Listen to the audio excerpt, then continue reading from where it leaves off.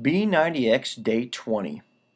My wife and I have been married 25 years, and I've had to tell her more than once, honey, if I'm not looking at you, there's a good chance that I'm not listening to you. So there we'll be sitting in the living room, and I'll be watching TV, and Teresa will say, hey, Matt. No response. Hey, Matt. No response. Hey, Matt. And then, did you say something to me? Yeah, I was talking to you. I had to say your name 3 times. And I repeat, honey, if I'm not looking at you, I'm probably not listening. Why is that? It's because I'm paying attention to the TV and not Teresa. That happens a lot of times in life. Yesterday's reading ended with a guy who experienced that. It ended with Samuel being born to Hannah, a woman who wanted a child so bad that she promised the Lord that if he would give her a son, that she would dedicate him to the service of the temple for his entire life. And she did just that whenever Samuel was born.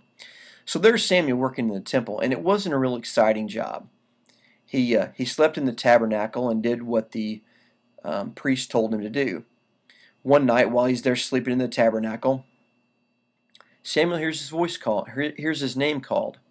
So he gets up and he goes into Eli and says, did you call me? And Eli says, no, I didn't call you.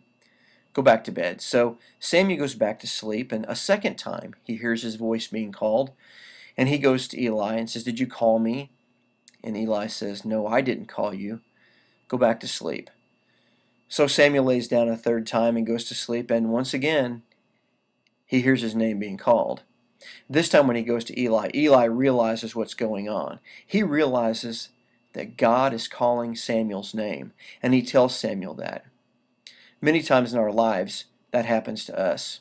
We don't hear God's still small voice because we're not really listening for it. Today, as you read through this passage in 1 Samuel, I challenge you to be listening for God's voice.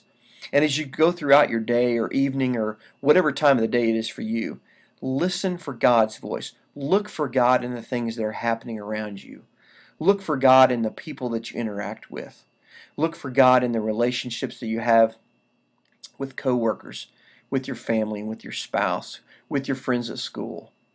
Look for God in all of the things in the world because He's there. He's all around us, speaking with a still small voice. Have a great day in the Word.